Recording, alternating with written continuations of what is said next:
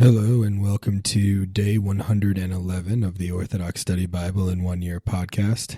Today we'll be reading from the second book of Kingdoms, chapters 14 and 15, Psalms 92, and Luke chapter 15, verses 11 through 32.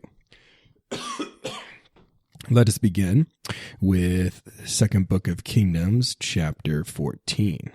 Joab, the son of Zeruiah, perceived that the king's heart was inclined toward Absalom. So Joab sent to Tekoa and took from there a wise woman.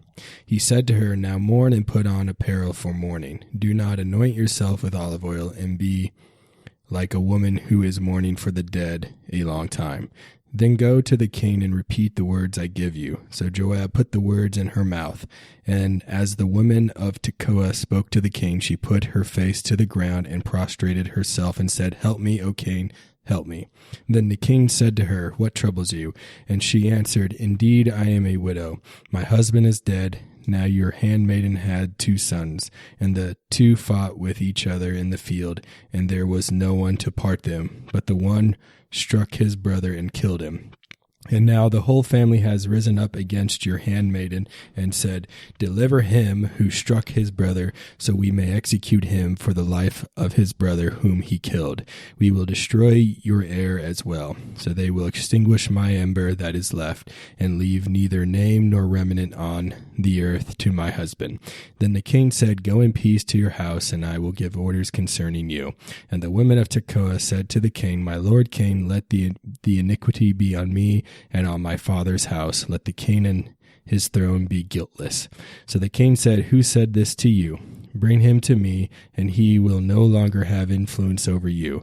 Then she said, "Indeed, remember, O king, let the Lord God prevail, lest the blood of my kinsmen be utterly destroyed. Let not one of them by any means take away my son." And he said, "As the Lord lives, not one hair of your son shall fall to the ground." Therefore the woman said, "May your handmaiden speak another word to my lord the king?" And he said, "Speak." So the woman responded, "Why do you sometimes consider such a thing against the people of God? Truly this message comes from the mouth of the king as an error, for the king does not bring back his son from being banished. For as we will surely die and be spilled on the ground like water that cannot be gathered together on its own, so too God shall take away life, even as he is taking into account the ones being banished from him. Now I come to speak this message to my lord the king, so that people may see me and say that your handmaiden indeed spoke to the king, if somehow the king will fulfill the request of his handmaiden.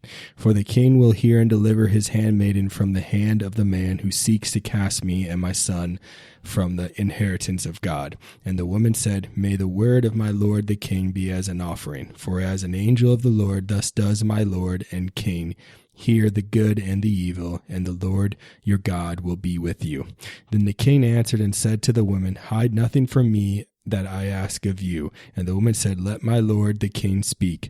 So the king said, "Is not the hand of Joab in all this with you?" And the woman said to the king, "O my lord the king, as your soul lives, there is no turning to the right hand or to the left from any of the words my lord the king speaks. Your servant Joab commanded me, putting all these words in the mouth of your handmaiden. Your servant Joab did this to bring about this change of affairs, but my lord is wise according to the wisdom of an angel of God, and knows everything on the earth." And the king said to Joab, "All right, I have done this request of yours for you. Go and bring back the young man Absalom."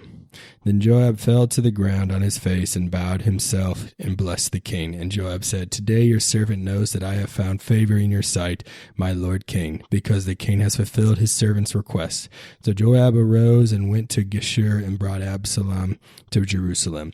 And the king said, "Let him return to his own house, but do not let him see my face." So Absalom returned to his own house, but did not see the king's face. Now in all Israel there was no one praised as much as Absalom, from the sole of his foot to the crown of his head, there was no blemish in him. And when he cut the hair of his head at the beginning of every year, he cut it because it was heavy on him. He weighed the hair of his head at 200 shekels according to the king's standard. To Absalom were born 3 sons, and 1 daughter, whose name was Tamar. She was a woman of beautiful appearance, and she became the wife of Rehoboam, son of Solomon, and she bore to him Abijah. Absalom dwelt 2 full years in Jerusalem, but did not see the king's face. Therefore Absalom requested that Joab send him to the king, but he would not come to him. And when he sent again the second time, he would not come. So Absalom said to his servants, "See, a portion of Joab's field is near mine, and he has barley there. Go and set it on fire." So Absalom's servants set it on fire. Then Joab's servants went to him with their clothes torn and said, "Absalom's servants, set your portion on fire." Then Joab arose and came to Absalom's house and said to him, "Why did your servants set my portion on fire?" And Absalom answered Joab, "Look, I sent to you, saying, 'Come here, so I may send you to the king to say, why have I come from Geshur? It would be better for me to be there still. Now therefore I have not seen the king's face, but if there is iniquity in me, let him execute me." So Joab went to the king and told him, and he called for Absalom, and he came to the king and bowed and fell on his face to the ground before the king. Then the king kissed Absalom. Second Book of Kingdoms, chapter 15. After this, Absalom provided himself with chariots and horses and 50 men to run before him. Now Absalom would rise early and stand beside the entrance to the gate. So it was that whenever anyone who had a lawsuit came to the king for a decision, Absalom would call to him and say, "What city are you from?" And the man would say, "Your servant is from such and such a tribe of Israel." Then Absalom would say to him, "Look, your case is good and right, but there is no one to grant you a hearing before the king." And Absalom said, "Who will appoint me as judge in the land? So everyone who has any dispute or cause will come to me. I will give him justice." And so it was, when anyone came near to him to bow down in respect, he would put out his hand and take him and kiss him. Absalom acted in this manner toward all Israelites who came to the king for judgment. Absalom won over the hearts of the men of Israel. 4 years later, Absalom said to his father, "I am going to Hebron to fulfill the vow I made to the Lord. For your servant took a vow while I dwelt at Geshur in Syria, saying, 'If the Lord brings me back to Jerusalem, then I will serve the Lord.' And the king said to him, 'Go in peace.' So he arose and went to Hebron. Then Absalom sent spies throughout all the tribes of Israel, saying, 'As soon as you hear the sound of the trumpet, then you shall say, Absalom reigns as king in Hebron.' And Absalom invited 200 men who went with him from Jerusalem. They went along innocently and knew nothing in particular. Then Absalom sent for and called Ahithophel, the Gileonite, David's counselor, from his city from Giloah, where he was offering sacrifices. And the conspiracy grew strong, for there were many people who went with Absalom. Now a messenger came to David, saying, 'The hearts of the men of Israel are following Absalom.' So David said to all his servants who were with him at Jerusalem, 'Arise and let us flee. There is no refuge for us before Absalom. Make haste to depart, so he does not drive us out and bring disaster upon us and strike the city with the edge of the sword.' And the king's servants said to the king, 'We are your servants, ready to do whatever our lord the king commands.' Then the king went out on foot with all his household, but the king left 10 women of his concubines to guard the house. And the king went out with all his people on foot and lodged in a distant house. Then all his servants passed before him, even the Cherethites and all the Pelethites, and they stayed among the olive trees in the desert. All the people walked near him with his court, all the strong men, and all the 600 men of the army present by his side, and all the Cherethites, and all the Pelethites, and all the Gathites, totaled 600 men who followed him from Gath on foot, who went ahead of the king. Then the king said to Ittai the Gathite, 'Why do you also travel with us? Return to remain with your king, for you are a foreigner and an exile from your own place. In fact, you came only yesterday. Should I move you with us and cause you to flee from your place? You left yesterday. Shall I make you sojourn with us today as well?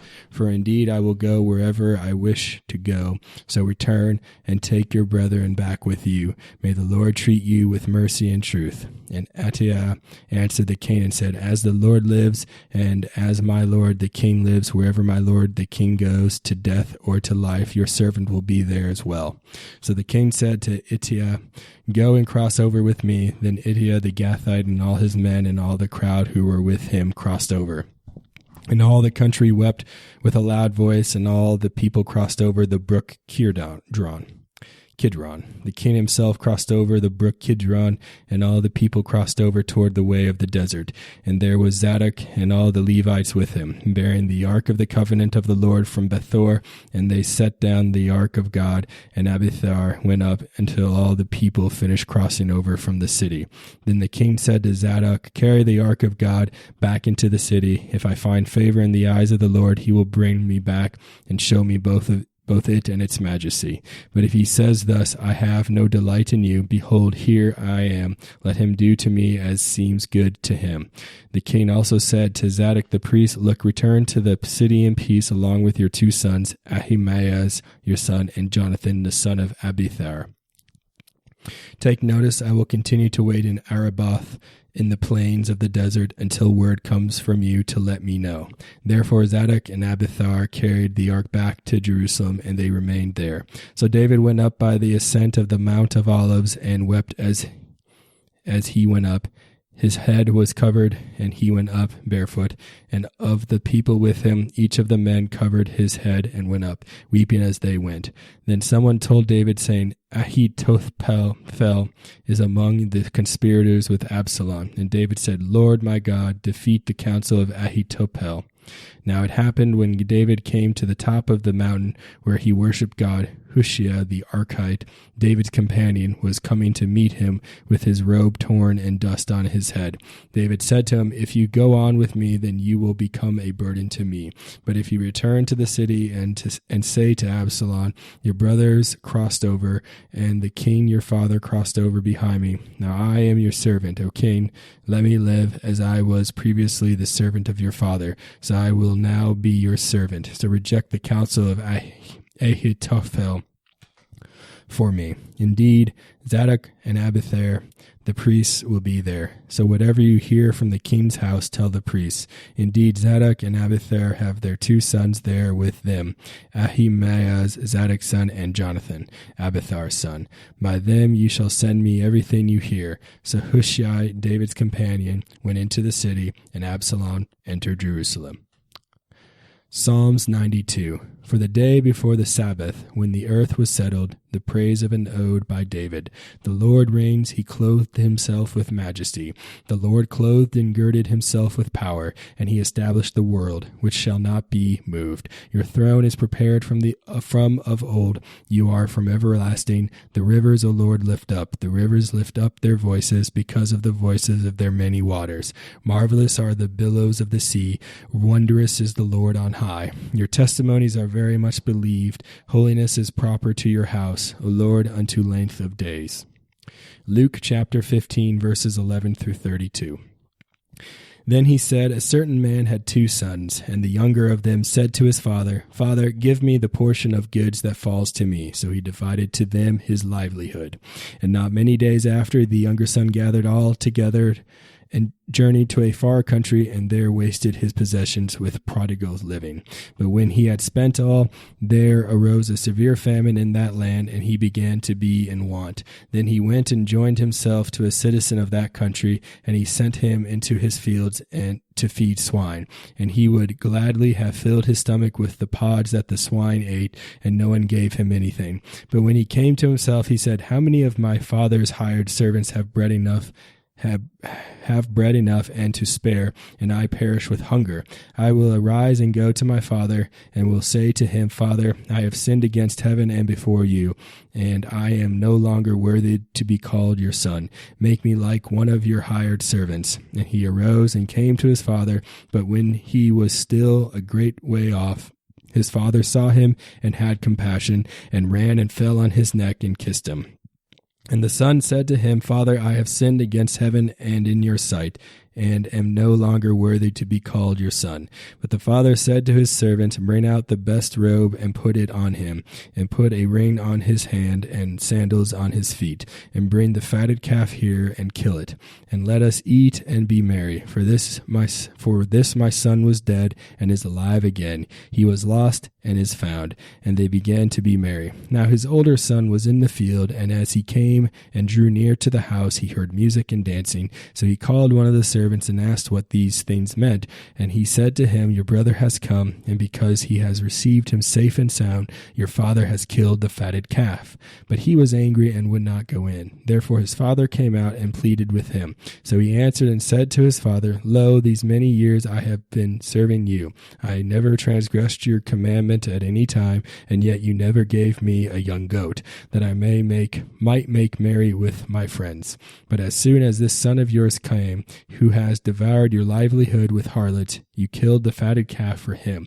And he said to him, Son, you are always with me, and all that I have is yours. It was right that we should make merry and be glad, for your brother was dead and is alive again, and was lost and is found. Thank you for joining me on day 111 of the Orthodox Study Bible in 1 Year podcast. Tune in next time for day 112.